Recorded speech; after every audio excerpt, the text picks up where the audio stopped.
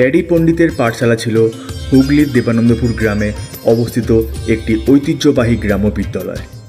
এই পাঠশালার প্রতিষ্ঠা ছিলেন প্যারি পণ্ডিত, যার আসল নাম ছিল প্যারীচরণ বন্দ্যোপাধ্যায়।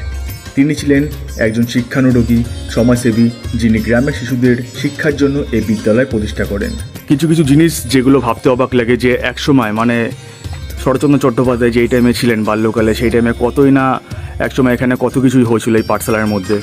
আর প্যারীচরণ বন্দ্যোপাধ্যায় খালি শিক্ষাগুরু ছিল না, ওনাদের বিভিন্ন ধরনের, খালি শিক্ষালাভ বলে নয়, বিভিন্ন ধরনের তোমরা বলতে পারো, যেমন খেলাধুলা থেকে শুরু করে ব্যায়াম, তারপরে সঙ্গীত, বিভিন্ন ধরনের সংস্কৃতি, যেগুলো কিন্তু তিনি ছোটো ছোটো বাচ্চাদের শিখিয়ে গেছেন। আর এই তার নিদর্শন, যেটা আজকে এরকম ভগ্নপেটা অবস্থায় এভাবেই পড়ে আছে।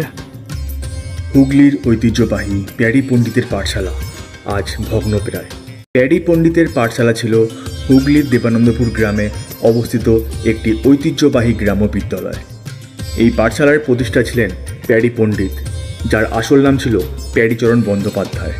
তিনি ছিলেন একজন শিক্ষানুরাগী সমাজসেবী, যিনি গ্রামের শিশুদের শিক্ষার জন্য এই বিদ্যালয় প্রতিষ্ঠা করেন।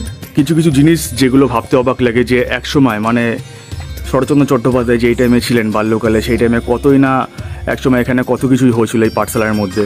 আর প্যারীচরণ বন্দ্যোপাধ্যায় খালি শিক্ষাগুরু ছিল না, ওনাদের বিভিন্ন ধরনের, খালি শিক্ষালাভ বলে নয়, বিভিন্ন ধরনের তোমরা বলতে পারো, যেমন খেলাধুলা থেকে শুরু করে ব্যায়াম, তারপরে সঙ্গীত, বিভিন্ন ধরনের সংস্কৃতি, যেগুলো কিন্তু তিনি ছোটো ছোটো বাচ্চাদের শিখিয়ে গেছেন। আর এই তার নিদর্শন, যেটা আজকে এরকম ভগ্নপেটা অবস্থায় এভাবেই পড়ে আছে।